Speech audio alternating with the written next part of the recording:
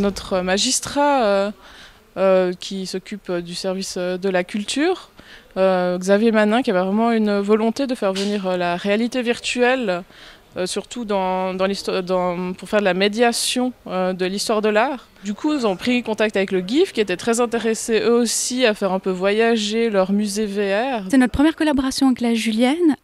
Pour nous, c'est vraiment un bonheur de pouvoir présenter des œuvres en dehors du GIF, donc c'est-à-dire prolonger leur exposition pendant l'année et permettre à un plus large public de venir les découvrir.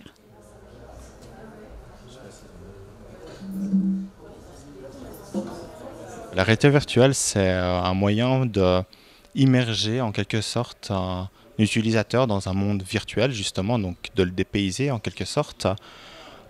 Ici, dans le festival, on utilise soit des téléphones, soit des casques reliés à des ordinateurs.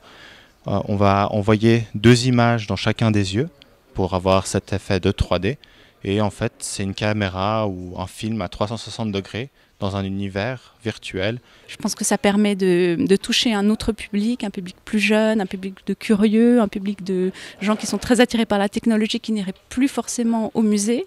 Et puis, même si vous connaissez déjà ces œuvres, c'est une autre approche, c'est vraiment un autre angle.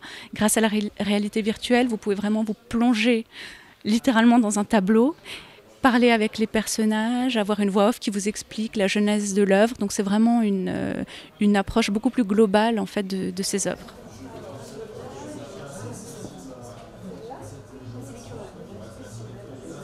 Il y a notamment la série Hors cadre qui est faite par Martin Charrière et coproduite par la RTS, qui eux ont justement fait ce parti pris de reprendre des maîtres de la peinture suisse, donc Vallotton, Böcklin, Hodler, et de faire justement grâce à cette technologie de faire revivre leurs œuvres. Donc il y a ce choix-là de collaborer avec la RTS justement sur ces peintres suisses, et ensuite d'autres œuvres qu'on a découvertes qui en fait dans le même esprit ont décidé de mettre en avant des grands maîtres. Donc il y a Manet et puis on œuvre encore un peu à part, mais qui permet aussi d'explorer plus qu'une œuvre, un musée qui s'appelle Hold the World et qui vous permet d'aller au musée d'histoire naturelle de Londres et là d'explorer tous les trésors qui s'y trouvent.